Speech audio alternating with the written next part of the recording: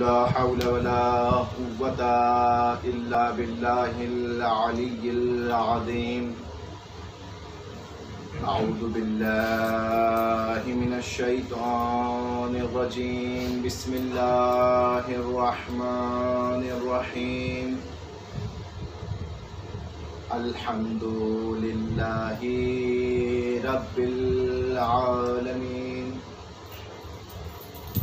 अस्सलातु वस्सलामु वत्तहिय्यतु वल इकराम अला महबूब रब्बिल मशरक़ैन वल मग़रिबैन जद्दिल हसन वल हुसैन मौलाना व मौलल कौनैन अबिल क़ासिम मुहम्मद अल्लाहुम्मा सल्लि अला मुहम्मद व आलि मुहम्मद वअज्जिल व अला इतरतिहिल अतय्यबीन अल अतहरीन अल मासूमीन अल मज़लूमीन अल्लज़ीना अज़हबल्लाहु अन्हुमुर रिज्स व तहहरहुम तत्हीरा। अल्लाहुम्मा सल्लि अला मुहम्मद व आलि मुहम्मद वअज्जिल व लअनतुल्लाहि अला अअदाइहिम व क़तलतिहिम व गासिबि हुकूक़िहिम व मुनकिरि फ़ज़ाइलिहिम व मनाक़िबिहिम व मसाइबिहिम अजमईन मिनल आन इला क़याम यौमिद्दीन। अम्मा बअद। क़ाल अल्लाहुल हकीम फ़िल क़ुरआनिल करीम व हुवा अस्दक़ुस सादिक़ीन व क़ौलुहुल हक़। बिस्मिल्लाहिर रहमानिर रहीम। वल अस्र इन्नल इंसाना लफ़ी ख़ुस्र इल्लल्लज़ीना आमनू व अमिलुस्सालिहाति व तवास्सौ बिल हक़्क़ि व तवास्सौ बिस्सब्र। अल्लाहुम्मा सल्लि अला मुहम्मद व आलि मुहम्मद। एक मरतबा और सलवात पढ़े मोहम्मद वाले। अल्लाहुम्मा सल्लि अला मुहम्मद व आलि मुहम्मद वअज्जिल। लाखों शुक्र करें उस परवरदिगार का कि जिसने हमें तौफीक दी और जिसने हमें इस काबिल समझा कि हमें ज़िक्र हुसैन में आना नसीब किया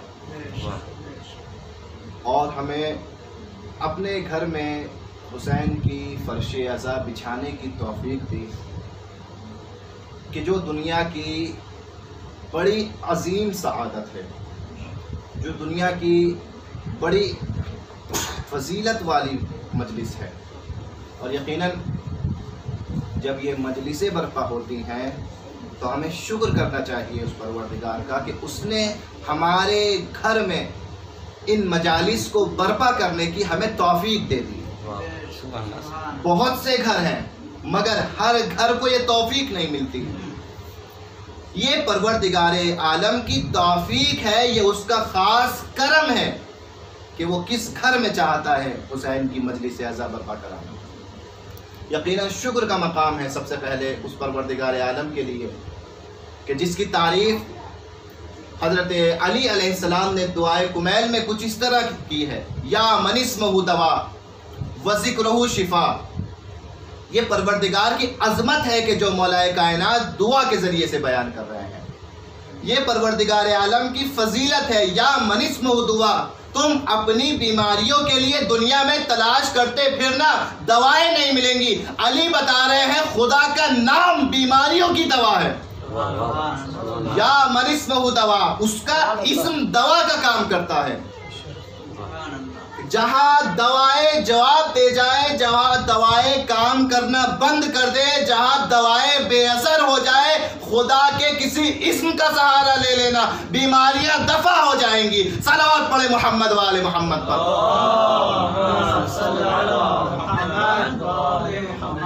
और इसी तरीके से इसी के बाद मौलाए कायनात फरमाते हैं व ज़िक्रुहु शिफा, जहाँ उसका इस्म दवा का काम करता है, वहाँ उस खुदा का जिक्र मोमिनीन के लिए शिफा है।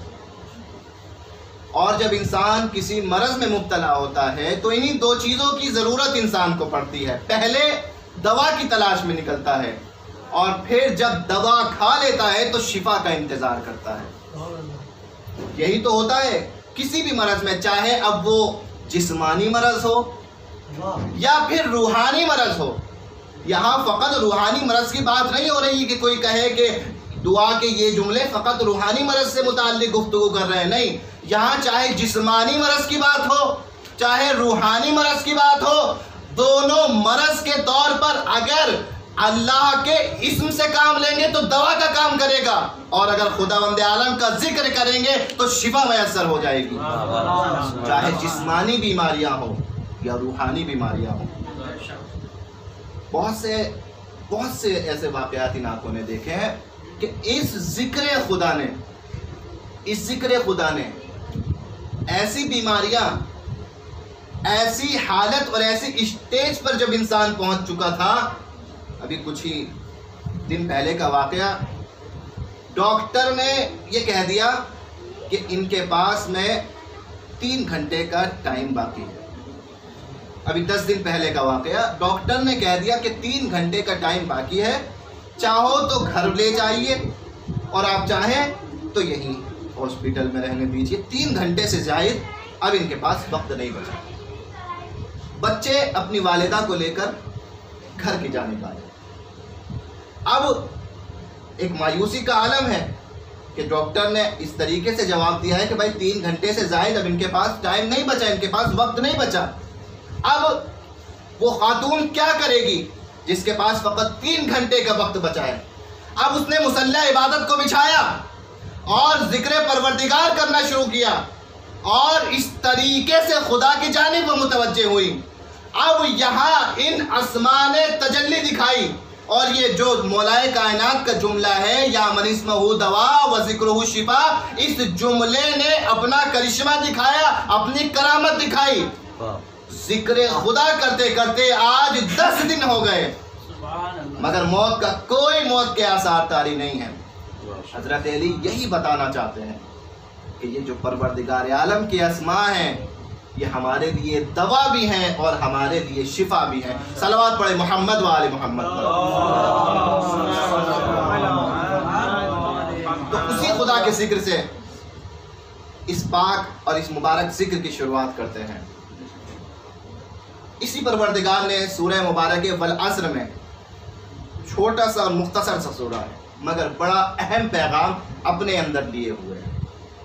यह वो सूरा है कि तमाम शियान हैदर कर्रार इस सूरे के हाफिज़ हैं, और फ़कत हाफिज़ नहीं है बल्कि तर्जुमा भी इस सूरे का हिफ्ज़ है, कि जहाँ परवरदिगार आलम सबसे पहले इस सूरे को कसम के ज़रिए से शुरू करता है।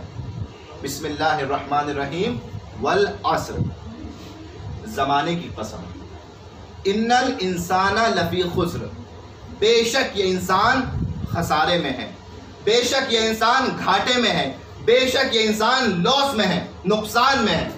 मगर इस आयत में परवरदिगार आलम ने तमाम इंसानों को इन्नल इंसाना लफ़ी खुस्र कहकर तमाम इंसानों को घाटे में कहा, मगर इसी के बाद वाली आयत में कुछ इंसानों को मुस्तस्ना किया, कुछ इंसानों को जुदा किया। किन इंसानों को जुदा किया? का जिनमें ये 4 सिफात पाई जाए वो इंसान घाटे में नहीं है, वो इंसान खसारे में नहीं है। कौन कौन सी सिफात? इल्लल लज़ीना आमनू, सबसे पहले सिफत ईमान होनी चाहिए, और फ़कत ईमान का होना काफ़ी नहीं है। दूसरी सिफत वो अमलुस सालिहात, आमाल सालिह भी होने चाहिए, ईमान भी हो अमल सालिह भी हो, ये 2 सिफतें। तीसरी सिफत वतवासौ बिल हक़्क़ि वतवासौ बिस सब्र, हक़ की वसीयत करना और सब्र की वसीयत करना। ये 4 सिफतें जिस इंसान के अंदर मौजूद हैं वो इंसान खसारे में नहीं है, और जिस इंसान के अंदर ये 4 सिफात मौजूद नहीं है वो इंसान खसारे में है। इन्नल इंसाना लफ़ी खुस्र, सबसे पहले तो वल अस्र का लफ्ज़ बता रहा है, वल अस्र, ज़माने की कसम। तो हमने और आपने ज़रूर ये पढ़ा होगा कि परवरदिगार कसम क्यों खाता है। अपनी ज़िंदगी में देखें कि हम कसम क्यों खाते हैं। जब हमारी बात का हम समझते हैं कि एतबार नहीं है सामने और हम अपनी बात को साबित करना चाहते हैं तो हम कसम खाते हैं। हम कहते हैं फला चीज़ की कसम, मैं झूठ नहीं बोल रहा, मुझ पर यकीन कीजिए, ये हमारी कसम का एतबार है। तो क्या खुदा भी इसीलिए कसम खाता है कि बंदे उसकी बात को मानेंगे नहीं, बंदे उसकी बात में शक करेंगे, तो पहले परवरदिगार कसम खा रहा है कि ताकि बंदों को शक ना हो? नहीं, यहाँ कसम इस बात के लिए नहीं है। क्यों? क्योंकि उसने पहले ही वाजे कर दिया कि जो मेरी जानिब से आएगा वो हक होगा। अलिफ लाम मीम दालिकल किताब ला रैब फी, इस किताब में शक व शुबे की गुंजाइश नहीं है। अब खुदा कसम खाएगा तो अपनी बात पर यकीन दिलाने के लिए नहीं खाएगा, बल्कि जब कसम खाएगा तो बात में वजन पैदा करने के लिए खाएगा कि ए ईमान वालों, कसम के बाद जो बात कही जा रही है वो बात बड़ी अहम और बड़ी ज़रूरी है। अपने कान खोल कर इस बात को सुनना, ये बड़ी ज़रूरी बात है जिसके लिए मैं कसम खा रहा हूँ। वल अस्र, ज़माने की कसम। और इतनी ज़रूरी बात, वो कौन सी ज़रूरी बात थी? तुम अपनी ज़िंदगी में मसरूफ़ होकर कहीं अपनी ज़िंदगी का सौदा ना कर देना, कहीं अपनी ज़िंदगी को सस्ते दामों पर बेच ना देना, कहीं अपनी ज़िंदगी को दूसरे गैर खुदाई कामों में सर्फ ना कर देना। ये कसम के बाद आने वाला जुमला इसी तरफ इशारा कर रहा है, इन्नल इंसाना लफी खुस्र, ये इंसान खसारे में है, ये इंसान घाटे में है। यहाँ एक तफसीली नुक्ता जो आपने ज़रूर सुना होगा कि उलमा बयान करते हैं कि खसारे और घाटे के लिए दो अल्फाज इस्तेमाल होते हैं अमूमन, एक ज़रर है और एक खुस्र है। ज़रर भी कहा जाता है नुकसान को, खुस्र भी कहा जाता है घाटे और खसारे को, मगर इन दोनों अल्फाज में एक बारीक सा फ़र्क है। वो फ़र्क क्या है? ज़रर भी नुकसान है लेकिन खुस्र उससे बड़ा नुकसान है। ज़रर भी खसारा है लेकिन खुस्र उससे बड़ा खसारा है। ज़रर क्या है? का कोई इंसान मिसाल के तौर पर 10,000 रुपये का कोई सामान ख़रीदे और उसे बाज़ार में बेचने के लिए ले जाए, और वो बाज़ार में जब वो सामान बेचे तो 9,000 का बिके, तो यहाँ कहा जाएगा कि इसे 1,000 रुपये का घाटा हुआ है। यह है ज़रर, यह है ज़रर। लेकिन खुस्र की मिसाल क्या है? खुस्र की मिसाल तफसीर नमूना में भी दी है और तफसीर अल-मीज़ान में अल्लामा ने भी दी है। खुस्र की मिसाल ऐसी है कि जैसे कोई इंसान 1,000 रुपये का बर्फ खरीदे और उसे बेचने के लिए बाजार में आए, और अब बाजार में आने के बाद में उसको बेचना शुरू करे। अब शाम तक जो भी बिका सही, अगर कुछ भी ना बिका तो कुछ बचा भी नहीं, अगर कुछ बिका नहीं तो कुछ बचा भी नहीं। अब परवरदिगार कहता है इंसान घाटे में नहीं है, इंसान ज़रर में नहीं है, इंसान खसारे में है। इंसान की जिंदगी इस बर्फ की तरह है कि जो इंसान की जिंदगी बर्फ की तरह, जो बर्फ पिघलती जा रही है मगर उसको कोई फायदा हासिल नहीं हो रहा। इंसान घाटे में है, इंसान खसारे में है। अब अगर इंसान अपनी जिंदगी को खुदाई कामों के लिए सर्फ कर दे तो यह इंसान की जिंदगी फायदेमंद जिंदगी हो जाएगी। सलावत पढ़े मोहम्मद वाले मोहम्मद पर।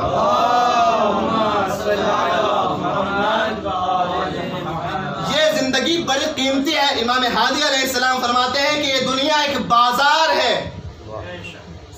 इमाम नकी क्या कहते हैं? ये दुनिया एक बाजार है।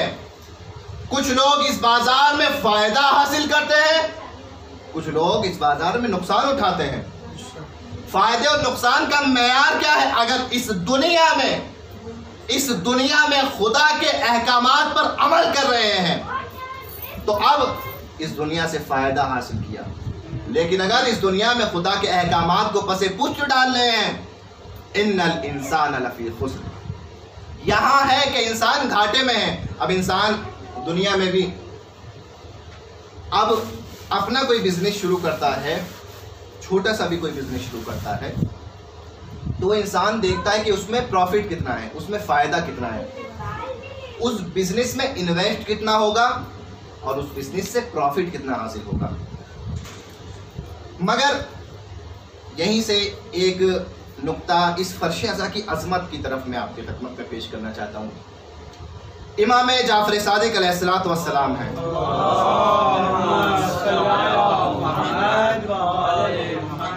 इमाम जाफ़र सादिक का एक खादिम है। उस खादिम का काम यह है कि वो खादिम इमाम के लिए सवारी को आमादा करता है, फ़कत इतना काम, कोई और काम नहीं करता, फ़कत इतना काम करता है कि इमाम के लिए सवारी को आमादा करना।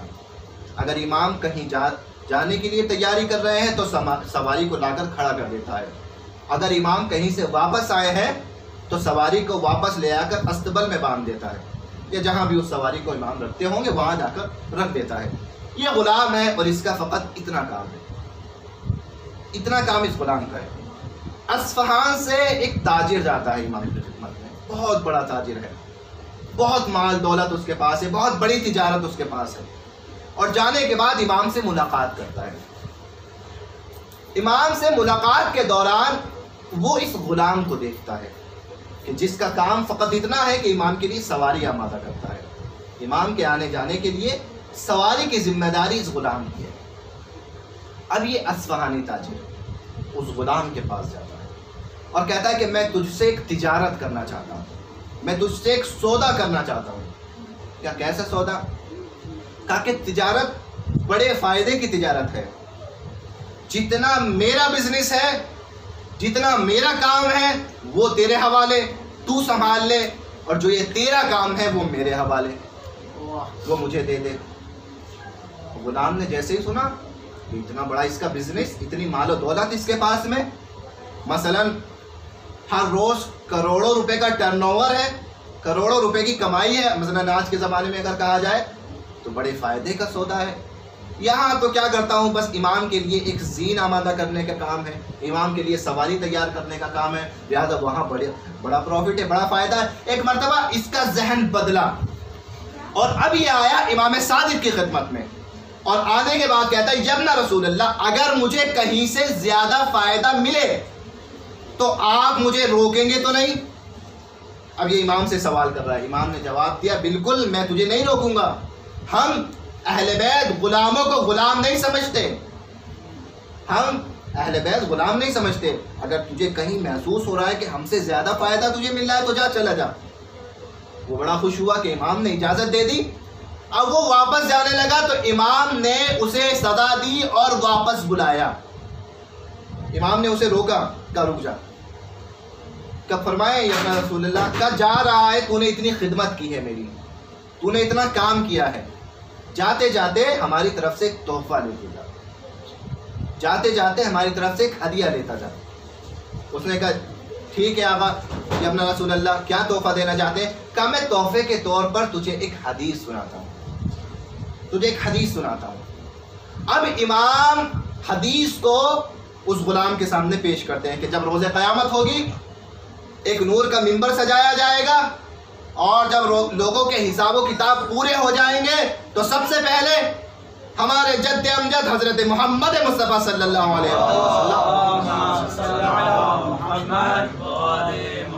जन्नत की तरफ आगे बढ़ेंगे, और हमारे जद्द के हाथ में हज़रत अली का हाथ होगा, अली के हाथ में हसन का हाथ होगा, हसन के हाथ में हुसैन का हाथ होगा, हुसैन के हाथ में सज्जाद का हाथ होगा, सज्जाद के हाथ में ज़ैनुल बाकर का हाथ होगा, बाकर के हाथ में मेरा हाथ होगा, मेरे हाथ में मेरे बेटे काजिम का हाथ होगा, काजिम के हाथ में रज़ा का हाथ होगा, रज़ा के हाथ में तकी का हाथ होगा, तकी के हाथ में नकी का हाथ होगा, नकी के हाथ में अस्करी का हाथ होगा, अस्करी के हाथ में बारवे का हाथ होगा, उसके हाथ में उसके चाहने वालों का हाथ होगा, और हम इस तरीके से इकट्ठे जन्नत में दाखिल होंगे।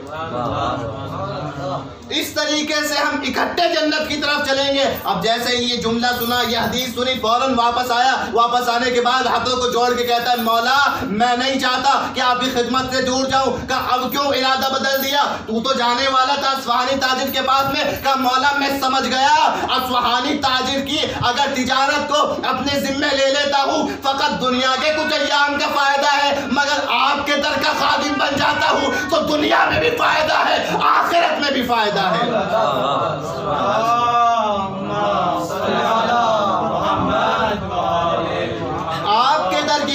दुनिया में भी फायदा देगी और आखिरत में तो जो आपने बयान किया वो हकीकत है।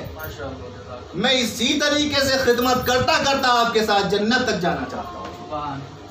तो जो एक जीन इमाम की सजाता हो उस गुलाम की इतनी अजमत है, तो जो इमाम मजलूम के लिए फर्श अज़ा बिछाता हो, जो इमाम मजलूम के गम को, इमाम मजलूम की मजलिस को मुनाकिद करता हो, इमाम उसको क्या आज देंगे। एक सलवात पढ़े मोहम्मद वाले मोहम्मद।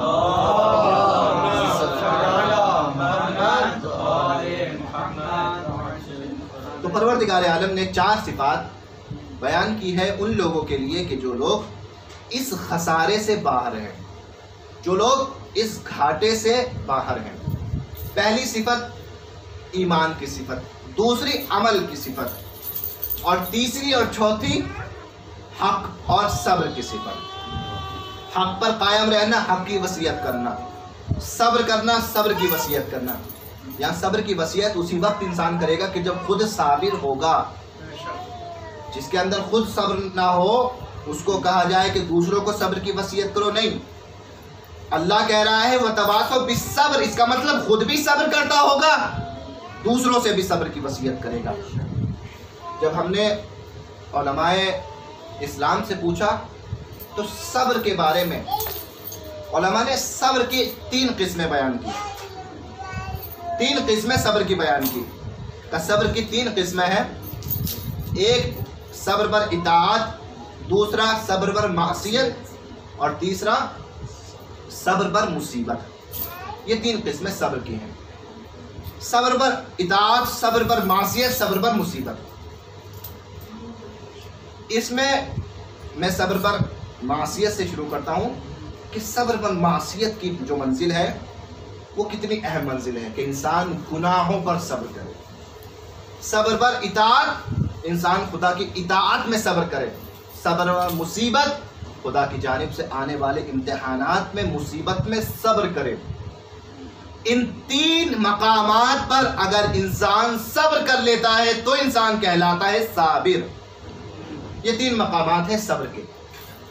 इताअत में सब्र करना मुश्किल, नमाज सुबह की पढ़ना बहुत मुश्किल है, आँख नहीं खुलती, इंसान उठ नहीं पाता, लेकिन यहाँ सब्र करे और सब्र के साथ में अपने आप को आमादा करे नमाज के लिए। रोज़ा, खुद रोज़े को सब्र से ताबीर किया गया है, ये भी एक सब्र है।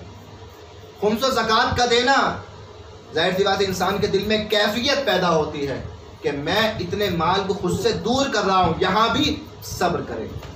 तो यह है सब्र पर इताअत। एक होता है सब्र पर मासियत, यानी बहुत सी ऐसी चीज़ है कि जो मुझे पसंद है, जो मुझे चाहिए, मगर खुदा ने कैद लगा दी कि तुम इनको इस्तेमाल नहीं कर सकते, यहाँ सब्र करे। यह है सब्र पर मासियत। और तीसरा सब्र पर मुसीबत। लनबलुवन्नकुम बिशैइन मिनल खौफ वल-जू व नक्सिन मिनल अम्वाल वल अनफुस वस्समरात व बश्शिरिस साबिरीन। ये है सब्र पर मुसीबत। हम तुम्हें आजमाएंगे, बित्तहकीक आजमाएंगे। किस चीज़ से आजमाएंगे? मिनल खौफ वल-जू, हम तुम्हें खौफ के ज़रिए से आजमाएंगे, भूख के ज़रिए से आजमाएंगे, माल में कमी करके आजमाएंगे। ये तुम्हारा इम्तिहान होगा, मगर इस इम्तिहान में कामयाब हर कोई नहीं होगा। रिजल्ट पहले ही बता दिया कि इस इम्तिहान में कामयाब वही होगा कि जो साबिरीन में शामिल होगा। अगर हमने इन मुसीबतों में सब्र कर लिया तो यकीनन हम कामयाब हो जाएंगे। सलावत पढ़े मोहम्मद वाले मोहम्मद।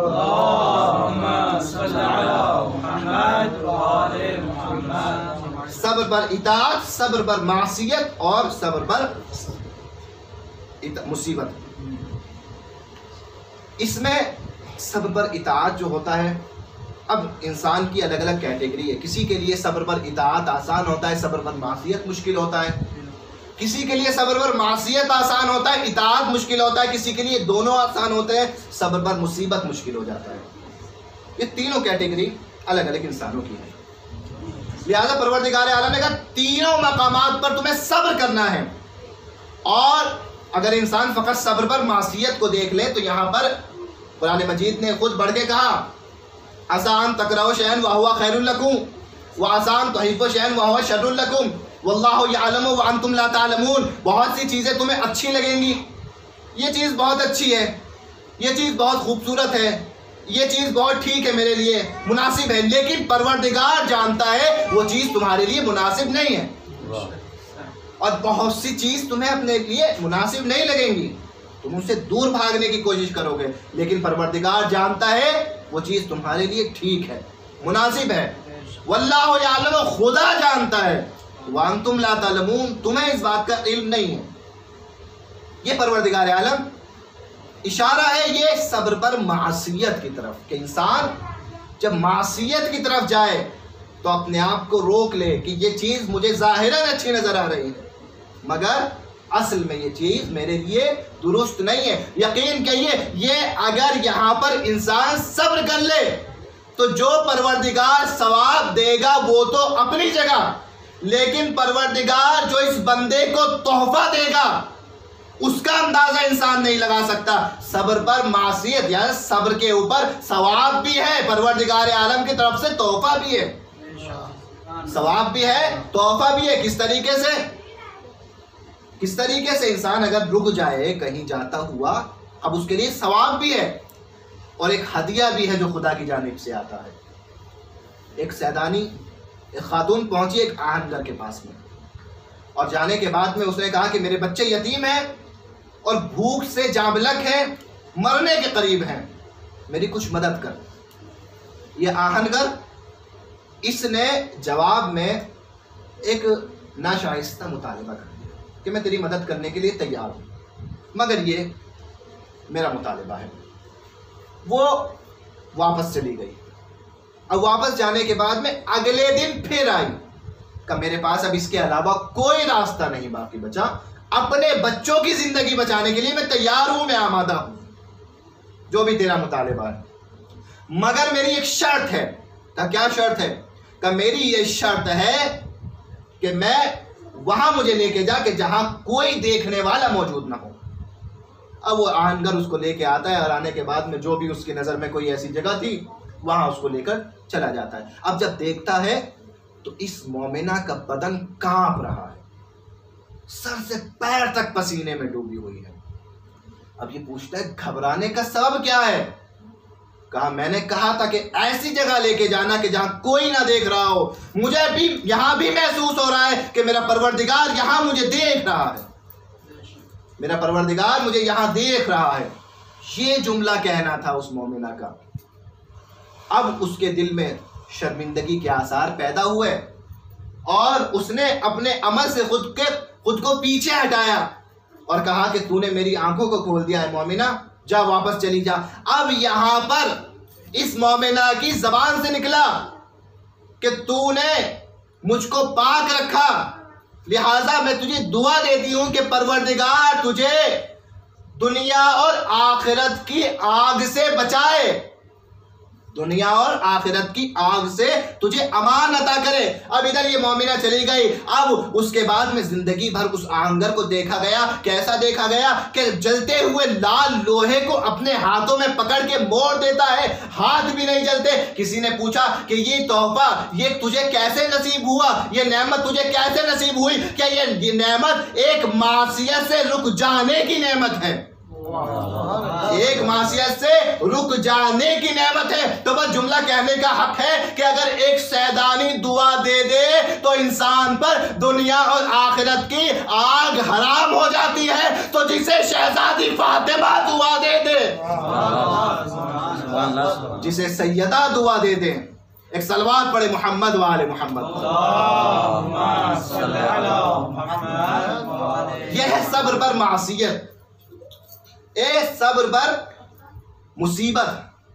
जैसे सब्र पर मासियत के लिए ताकीद की गई है, वही सब्र पर मुसीबत के लिए भी ताकीद गई है। इंसान मुसीबत के वक्त में सब्र करे, जब भी मुसीबत आए उसके बाद सब्र का मुजाहिरा करे।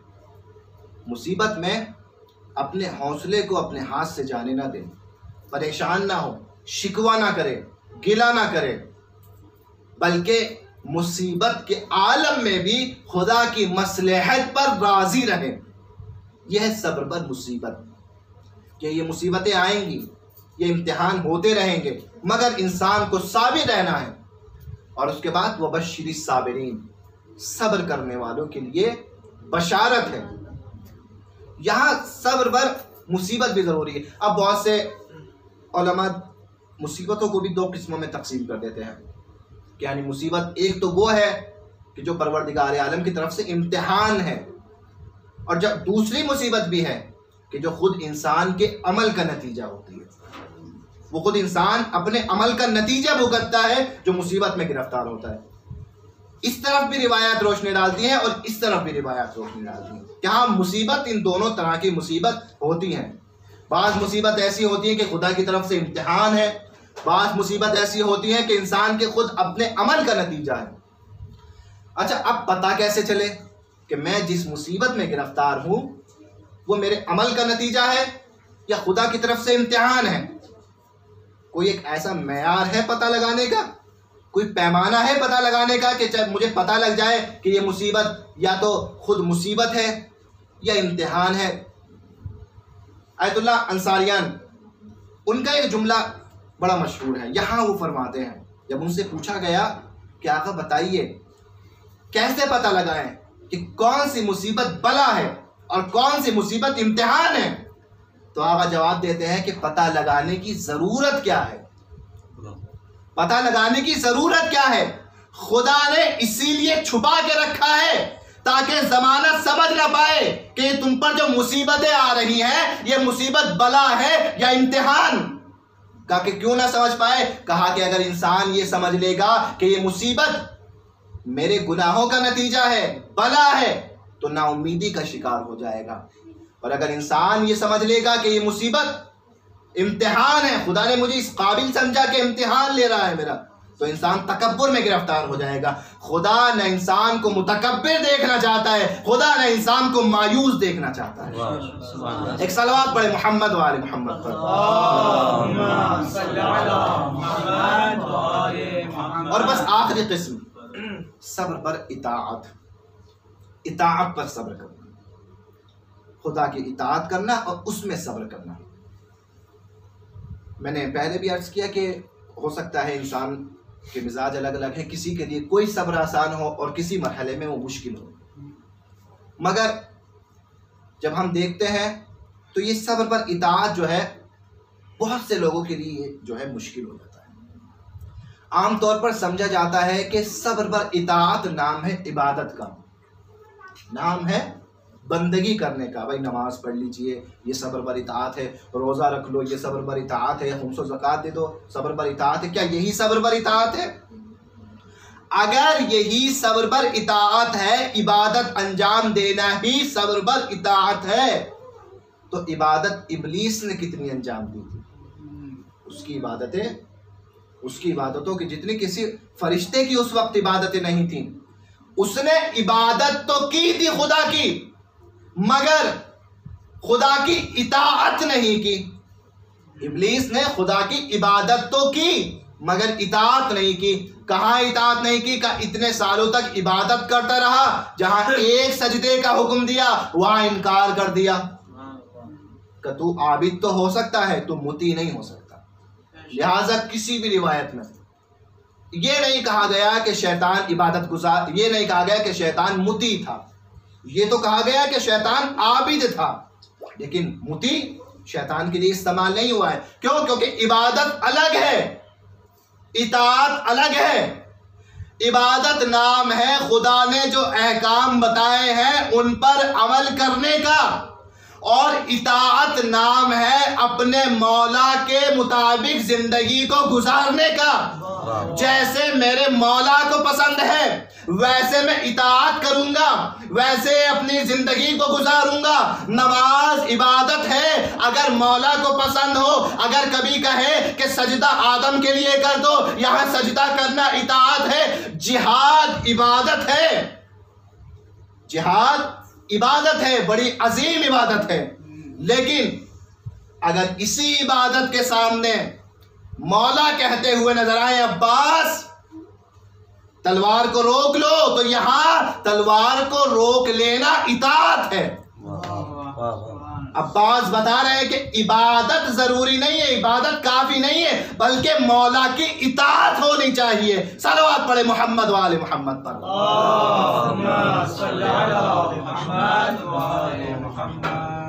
जिहाद इबादत है, और इस इबादत का अब्बास को कब से इंतजार था, कब से इंतजार कर रहे थे।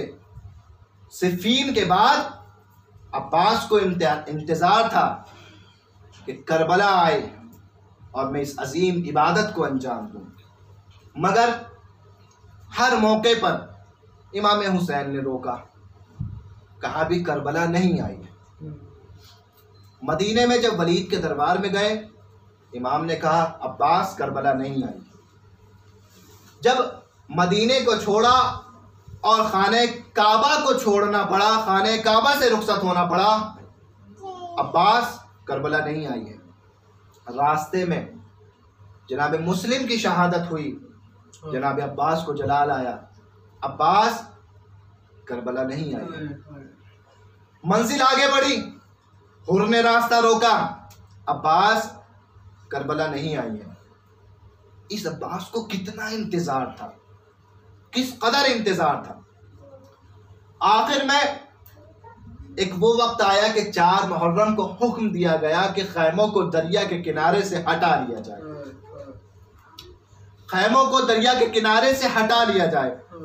अब जब हुसैन अब्बास की जानिब जाते हैं ये कहने के लिए, तो हुसैन अब्बास से कह नहीं पाते। क्यों? क्योंकि आज तक हुसैन ने अब्बास से यही जुमला कह के तो रोका था कि अब्बास अभी करबला नहीं आई है। एक मर्तबा ज़ैनब की खिदमत में आते हैं, ए बहन ज़ैनब, अरे आज तक अब्बास को मैं रोकता रहा, आज अब्बास को तुम रोक लो। एक मर्तबा ज़ैनब ने अब्बास को बुलाया, ए भैया अब्बास, भैया का हुक्म ये है खैमों को हटा लिया जाए। अब्बास ने सर को झुकाया, खैमे की तनाबों को खोला, नहर के किनारे से खैमे को हटाया। अजीजाने गिरामी, मगर अब भी अब्बास के दिल में वो तमन्ना बाकी है। यहां तक के शब आशूर आ गई।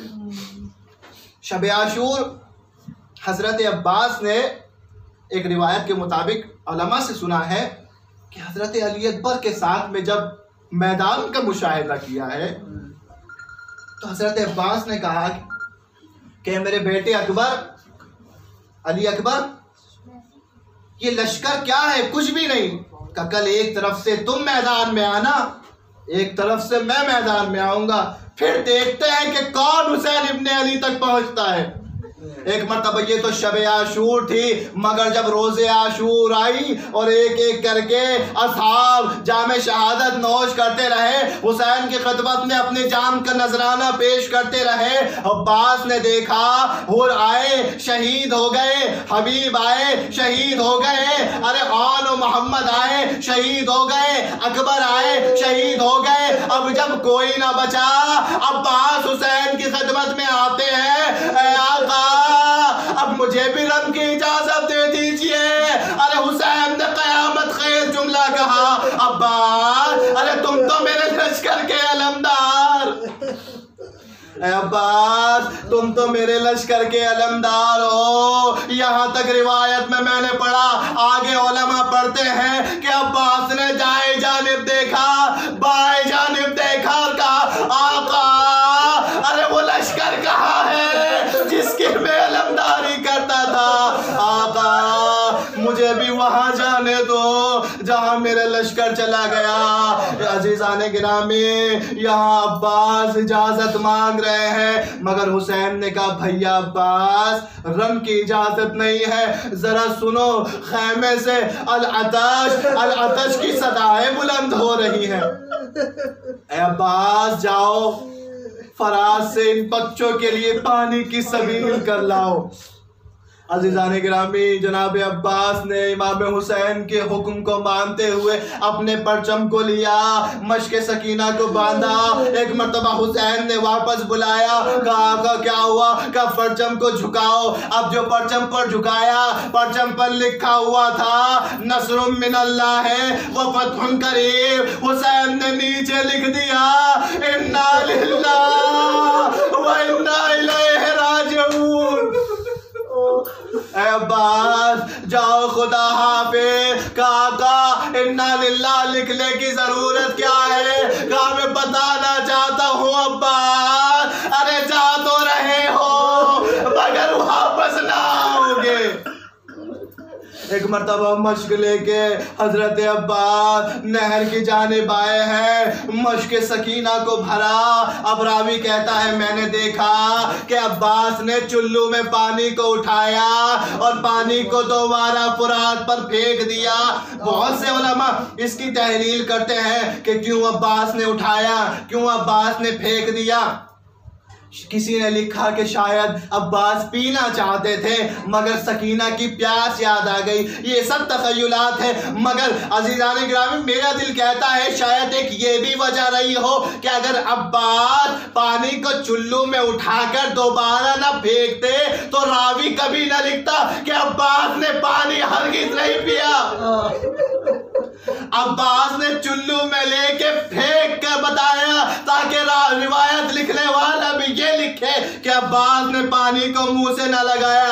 अब मश्क सकीना को लेके अब्बास वापस खैमेगाह की जानिब बढ़ने लगते हैं। एक ही दुआ है लब पे, ए परवरदिगार ये पानी ख़याम हुसैनी तक किसी तरीके से पहुंच जाए। अज़ीज़ान गिरामी शहादत आपने सुनी है, शहादत नहीं पढ़ूंगा।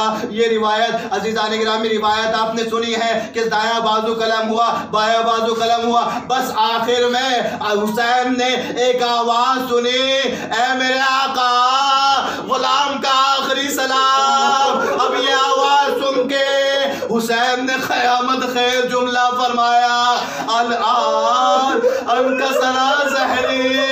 ऐ अब्बा, अरे मेरी कमर टूट गई।